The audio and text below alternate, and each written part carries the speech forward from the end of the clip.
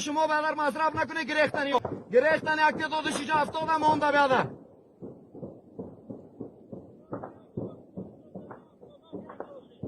درست اینجا یک چند تاش دیگه کل پیش روی ما افتاده متوجه باشه برادر دیگه مرمی رو مصرف نکنه که مرمی کم از پیشتان مصرف نکنه مرمیتون.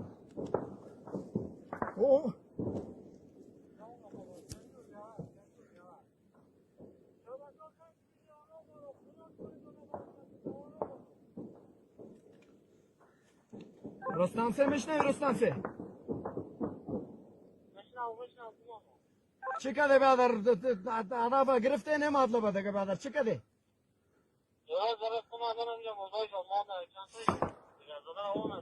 کوشش بکنی برادر کوشش بکنی سانم زیر تهدید و از شور خوردن نمیتونن جان 70 یعنی یک تعدادش گرفت دیگه کوشش بکنی که بانک سر مردای خود بیا که یک کمینه دیگه سر مرده دیمی بینام سارا نصفش پاسوسو گرفت یا دیگه نمیتونن پیش آمده متوجه باشین می باقی مونده شم که دمی سنه دمی سایه شما نمون یا هم باید یک تاش زنده نمونه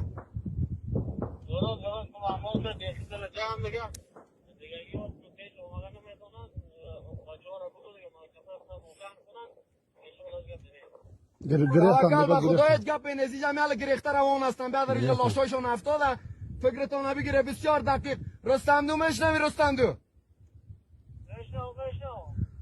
کوشش بکن که نقطه تا پایین نام بکنی از گیرت خطا نخورونه بودن 10-15 نفرش گریخته نمونید شما بیادر که زنده برن